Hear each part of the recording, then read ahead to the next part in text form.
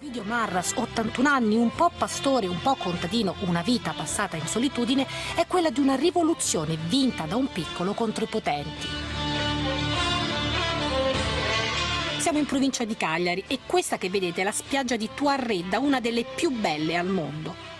Qui una grossa cordata di banche e imprenditori ha costruito un mega villaggio a pochi metri dal mare. Loro sono i potenti, enormi colossi finanziari e imprenditoriali, nomi come Benetton, Marcegaglia, Caltagirone.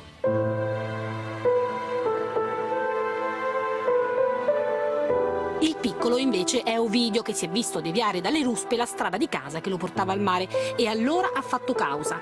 Un giudice gli ha dato ragione e ora può far abbattere l'albergo. Lei vuole buttare giù? Certo.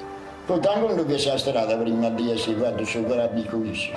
Io sono piato manco nasce e manco suo babbo vi nasce quando dove questa strada non.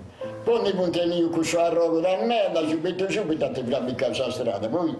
Dante distrutto tutto, non andate la sauna, può arrivare che dobbiamo lasciare. Lei è contro Benetton, che è un uomo importante, famoso, con molti soldi. Non ha paura? Io non ne ho di nessuno di paura. Chi si compra a noi, non si contraddice. Anche se le offrono moltissimi soldi, lei non va via.